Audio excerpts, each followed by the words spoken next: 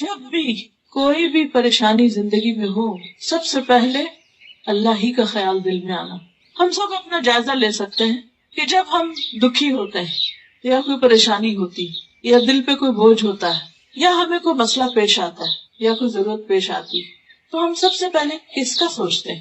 یہ ایک ٹیسٹ ہے ہمارے لیے.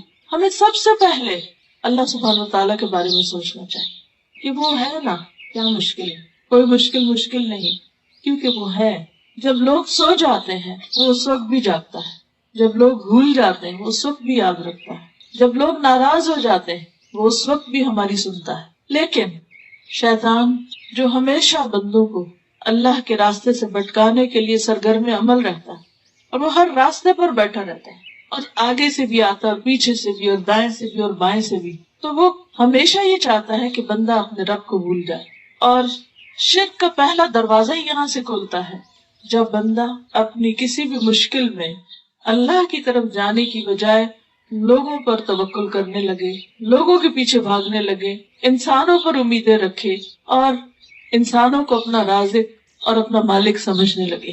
کوئی انسان ایسا نہیں کہ جو ضرورت مند نہ ہو. کسی بھی انسان سے جا کر مل کے دیکھیں، چاہے کوئی غریب ہو یا امیر.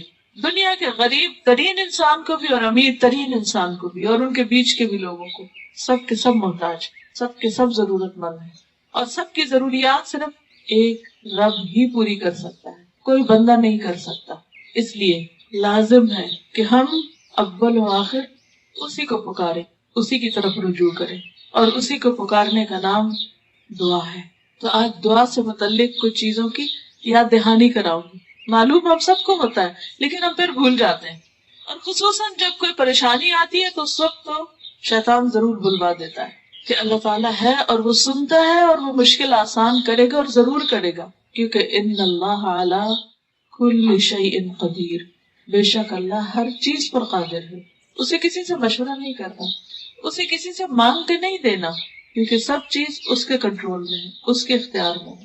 نوح علیہ السلام کے بارے میں قرآن مجید میں آتا ہے سورۃ الصافات 75، وَلَقَدْ نَادَانَا نُوحٌ وَلَنِعْمَ الْمُجِيبُونَ، اور البتہ تحقیق نوح علیہ السلام نے ہمیں پکارا تھا جب لوگوں نے انہیں انتہائی تنگ کر دیا اور ان کی بات مان کر نہیں دیتے تھے، تو اس مشکل میں انہوں نے ہمیں پکارا تھا. وَلَنِعْمَ الْمُجِيبُونَ، ہم کتنا اچھا جواب دینے والے. اللہ نے ان کی دعا سنی، بہترین طریقے سے سنی، دعا قبول کی اور ان کی مشکل آسان کر دی. مشکل کتنی بھی بڑی ہو، آزمائش کتنی بھی طویل ہو، دکھ اور درد کتنا بھی گہرا کیوں نہ ہو، کسی بھی قسم کا کیوں نہ ہو، کبھی بھی اللہ کی رحمت سے مایوس نہیں ہونا چاہیے. ہمیشہ پر امید رہنا چاہیے. ہمارے لیے مشکل ہوتی ہے، اللہ کے لیے مشکل نہیں. انسانوں کے خزانے ختم ہو جاتے ہیں، اللہ کے ختم نہیں ہوتے.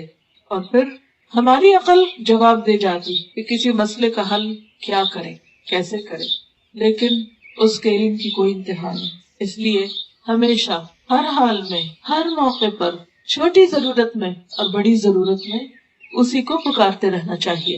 وَاذْكُرْ رَبَّكَ فِي نَفْسِكَ، بندوں کو پکارنے کے لیے تو اونچی آواز میں بولنا پڑتا ہے، چیخنا چلانا پڑتا ہے، لیکن اس کو دل میں تضرعا وخیفۃ، عاجزی اور زاری کے ساتھ، گڑ گڑا کے، چپکے ودون الجہر من القول، اور آہستہ آہستہ زیر لب باتیں کرتے کرتے، بالغدو والآصال، صبح اور شام، ولا تکن من الغافلین، اور غافلین میں سے نہ ہونا. آپ کہیں بھی بیٹھے، مثلا کسی مجلس میں بیٹھے اور آپ کو ایک دھیان میں آتا ہے کہ میرا فلاں کام رہتا ہے، فلاں مشکل ہے، اچانک آپ کو کوئی خیال ستانے لگتا ہے. رات کو آپ سو رہے ہیں، اچانک آنکھ کھل جاتی اور آپ کو کسی چیز کے بارے میں سخت پریشانی ہونے لگتی. اب کوئی ایسا نہیں جس کے ساتھ آپ شیئر کریں، سب سو رہے ہیں، ہر طرف خاموشی ہے، کوئی سننے والا نہیں، کوئی آپ کے دل کا حال نہیں جانتا. بعض اوقات آپ کسی کو اپنے دل کا حال بتانے لگتے ہو، وہ آپ کو ایسی بات کرے گا کہ آپ سوچیں گے کہ اس کو بتایا بھی کیوں، یعنی خود ہی شرمندہ ہو جائے. کوئی نہیں جانتا کہ ہمارے اندر کی تکلیف کتنی ہے. کوئی پیمانہ ہے ہی نہیں اس کو جج کرنے کا، اس کو ناپنے کا. ہمارا بلڈ پریشر جاننے کے لیے تو آلات موجود ہیں، شوگر چیک کرنے کے لیے بھی ہیں، بخار ہو گیا اس کو بھی جان سکتے ہیں، لیکن اندر کسی کے دکھ اور درد اور زخم کتنے ہیں کوئی پیمانہ نہیں، کوئی نہیں جان سکتا سوائے اس سے ایک اللہ کے. بعض باتیں ایسی ہوتی ہیں کہ جو آپ کسی کے ساتھ شیئر بھی نہیں کر سکتے. کچھ تو ہوتا ہے انسان اپنے بہن بھائی کے ساتھ، دوست کے ساتھ، رشتہ داروں کے ساتھ، قریبی لوگوں کے ساتھ، خیر خواہوں کے ساتھ شیئر کرتا ہے، ان سے مشورہ مانگتا ہے، ان سے مدد مانگتا ہے. بعض اوقات لوگ مدد کرتے ہیں لیکن ایک حد تک جا کر اس کے بعد وہ بے بس ہوتے ہیں کیونکہ ان کے ہاتھ میں کچھ بھی نہیں. ان سب چیزوں کا مالک صرف ایک اللہ ہے. اس لیے اسی کی طرف رجوع کرنا چاہیے، کیونکہ جب اس کے سامنے آپ اپنی ضرورت رکھتے ہیں تو آپ کو شرمندہ نہیں کرتا. بندوں کے سامنے آپ ضرورت رکھتے ہیں، بندے آپ سے بھاگنے لگیں گے، آنکھیں بند کر لیں گے، یا احسان جتائیں گے، یا کبھی شرمندہ کر دیں گے، اور کبھی دل کھول کے مدد بھی کریں گے تو آپ ایک بوجھ محسوس کریں گے، آپ احسان تلے بھی آ جائیں گے.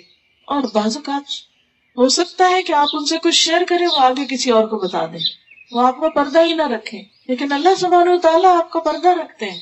کچھ بیماریاں ایسی ہوتی ہیں انسان کو، کچھ روگ ایسے ہوتے ہیں، کچھ دل کے وسوسے ایسے ہوتے ہیں کہ انسان ان کو زبان پر بھی نہیں لانا چاہتا. ایوب علیہ السلام کے اوپر جب تکلیف آئی تو شیطان نے ان کو طرح طرح کے وسوسے ڈالے. انی مسنی الشیطان بنصب وعذاب، کہ اس نے تھکا دیا، اس نے طرح طرح کے وسوسے ڈالے.